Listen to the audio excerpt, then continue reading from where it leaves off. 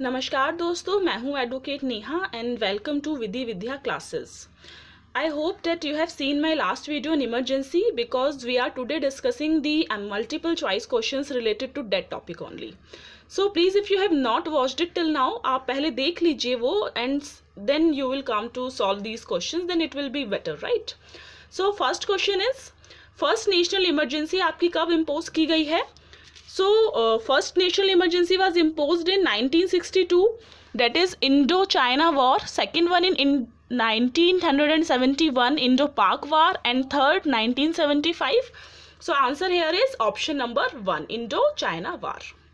Second question is, आपका president rule जो है वो किस सिचुएशन में लगाया जा सकता है? First option they are saying maladministration, second corruption and financial exigencies, then the second one is hung assembly, and third is constitutional direction नहीं फॉलो किए जा रहे हैं सेंट्रल गवर्नमेंट जो दे रहा है to the state government. So I will explain कि हंग असेंबली क्या होता है.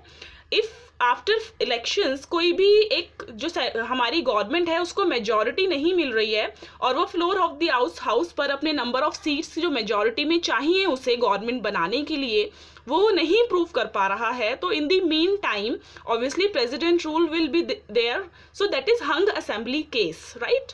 सो फर्स्ट ऑप्शन में बोल रहे हैं कि अगर करप्शन है और माल एडमिनिस्ट्रेशन है और इसी ग्राउंड पर अगर आपकी central government state emergency impose करने लग जाएगी तो डैट में also be misuse of power. So corruption के ही चार्ज पर इस तरीके से एकदम से इमरजेंसी नहीं लगाई जा सकती है. There is some due procedure which need to be followed. There may be directions जहाँ पर करप्शन केस चल रहे थे और सुप्रीम कोर्ट ने या हाई कोर्ट ने बोला है कि हाँ करप्शन प्रूव हो चुका है, राइट. तो उस तरीके का कुछ एक प्रोसीजर होगा पहले. So answer will be 2 and 3 are correct options. So C option is correct. Now the third question is, अगर आपका नेशनल इमरजेंसी अनाउंस हुई है तो दोनों हाउस यानी कि आपके लोकसभा और राज्यसभा के अप्रूवल के बाद वो कितने टाइम तक इफेक्टिव रहेगी. सो फर्स्ट इंस्टेंस में 1 मंथ के लिए नेशनल इमरजेंसी लगाई जाती है and after approval from both the houses that is Lok Sabha and Rajya Sabha it is applicable for 6 months. या फिर हम ये देखें अगर इस स्टेट में है तो विधानसभा विधान परिषद होते हैं हाउसेस. तो आप ये समझिए कि ये बाइकैमरल लेजिस्लेचर की बात होती है जब हम बोथ हाउसेस की बात करते हैं. So you must had to see कि कौन से स्टेट्स हैं जहां पर बाइकैमरल लेजिस्लेचर है. This type of question, the name of the states which have bicameral houses is also asked in your examinations. So I will say you read it yourself कि bicameral legislature कौन कौन से states में है. Although in this question number 3 answer is 6 months, C. Now the third one, next question, that is fourth. यहाँ fundamental right automatically जो abolish नहीं होते हैं. आर्टिकल 19 आपने देखा है 358 में ऑटोमेटिकली अबॉलिश हो जाता है. 359 में बाकी सारे फंडामेंटल राइट जो हैं वो अबॉलिश होते हैं ड्यूरिंग इमरजेंसी, बट 20 एंड 21 नहीं अबॉलिश होते हैं. सो answer is D. But you must understand कि आर्टिकल 19 ऑटोमेटिकली सस्पेंड होता है with the proclamation of emergency, लेकिन 359 में बाकी सारे जो हमारे फंडामेंटल राइट्स हैं वो ऑटोमेटिकली नहीं अबॉलिश होते. उसके लिए अलग से एक प्रेसिडेंशियल ऑर्डर की जरूरत होती है. नेक्स्ट क्वेश्चन, सबसे ज्यादा नंबर ऑफ टाइम्स कौन से स्टेट में प्रेसिडेंट रूल लगा है? So that is Kerala, option A. So यहाँ पर है क्वेश्चन नंबर 6 की इमरजेंसी का सिनोनिम क्या है? Synonym mean similar meaning word. President rule, state emergency and constitutional emergency. So emergency को कुछ भी बोला जा सकता है. Answer is D.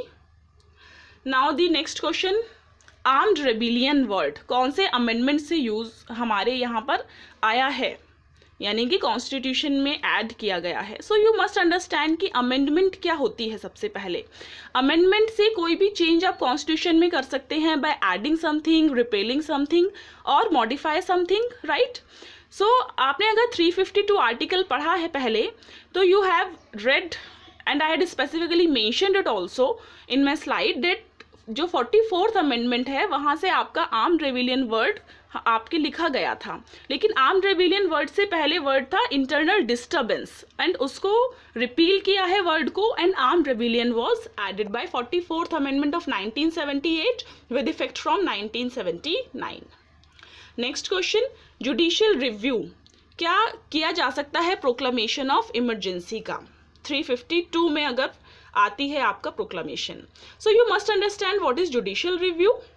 So understand it कि लोकसभा या राज्यसभा से कोई लॉ पास हुआ है, प्रेसिडेंट ने उसको साइन कर दिया है, या विधानसभा विधान परिषद से उन स्टेट्स में जहाँ पर बाईकैमरल लेजिस्लेचर है, या विधानसभा से अगर कोई यूनिकैमरल लेजिस्लेचर वाला स्टेट है, उन्होंने कोई लॉ पास किया है और अब आपको ये देखना है कि वो कॉन्स्टिट्यूशनली वैलिड है या नहीं.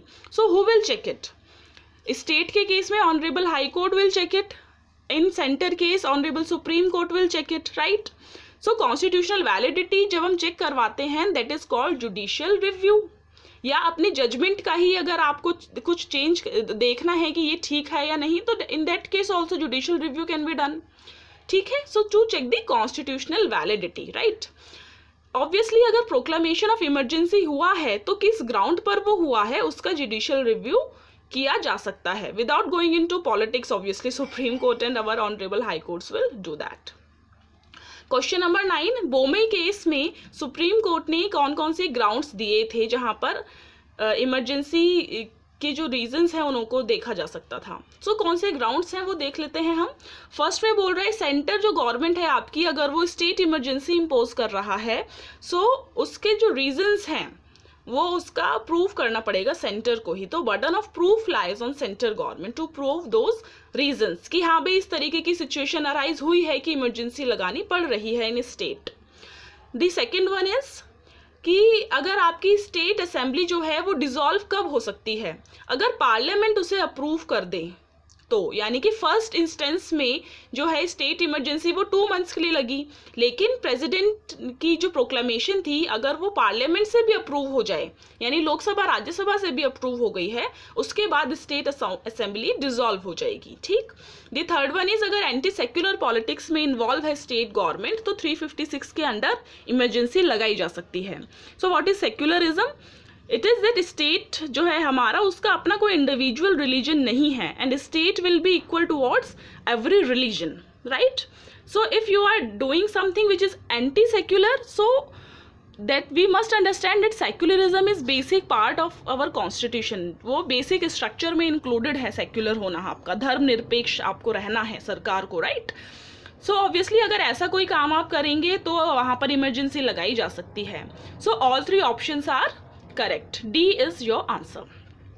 लास्ट क्वेश्चन, मैक्सिमम पीरियड इस प्रेसिडेंट रूल का 3 years होता है, ये भी हमने पढ़ा था.